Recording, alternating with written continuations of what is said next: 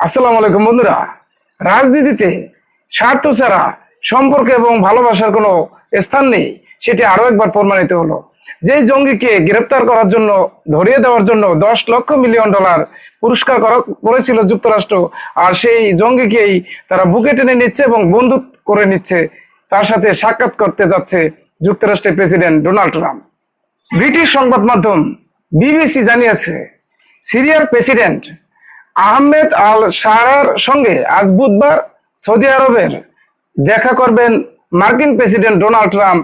অথচ এই আহমেদ আল শারাকে গ্রেপ্তারের জন্য গত বছর $10 মিলিয়ন পুরস্কার ঘোষণা করেছিল এই যুক্তরাষ্ট্র।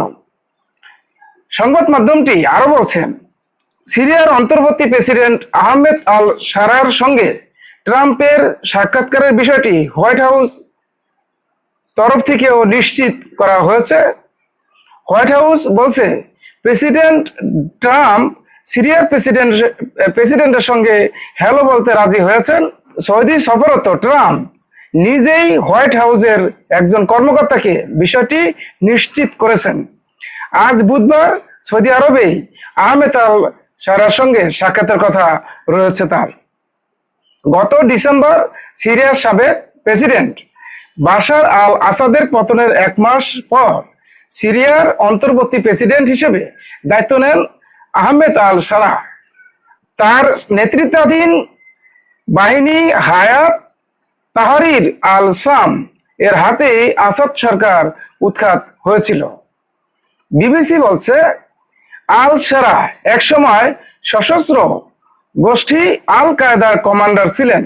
2016 সাল থেকে তিনি আল কায়দার সঙ্গে সম্পর্ক ছিন্ন করেছেন। তো বন্ধুরা, এখন আপনি বুঝতে পারছেন যে যুক্তরাষ্ট্র যাকে খুশি তাকেই বুকে টেনে নিতে পারেন, যাকে খুশি তাকে জঙ্গি আখ্যায়িত করতে পারেন। যখন তাদের স্বার্থে আঘাত করে তখন এই একজনকে জঙ্গি বানিয়ে ফেলেন, যখন তাদের স্বার্থের প্রয়োজন মনে করেন তখন ওই জঙ্গিকে তারা বন্ধু করে নেন এবং তাকে ওই জঙ্গি হিসাবে জঙ্গি নামটি মুছে দিতেও কর্ণপাত করেন না। তো রাজনীতিতে আসলে সম্পর্ক এবং ভালোবাসার কোনো স্থান নাই, একমাত্র স্বার্থই সব। বাংলাদেশের প্রেক্ষাপট অনুযায়ী বলতে পারি, দেখেন একটা সময় এই জামাত ইসলামকে, বিএনপিকে আওয়ামী লীগ ব্যবহার করেছিল, একসাথে এক টেবিলে বসে এরশাদ সরকারকে পতন করেছিল।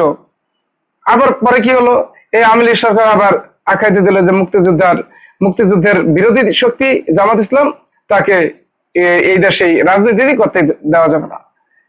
ঠিক বিএনপিও ঠিক একই আচরণ করেছে। তো এ থেকে আমাদের বোঝা যায় যে স্বার্থ জড়িয়ে আছে রাজনীতিতে, এখানে সম্পর্কের কোনো স্থান নেই। সবাই ভালো থাকবেন। আসসালামু আলাইকুম।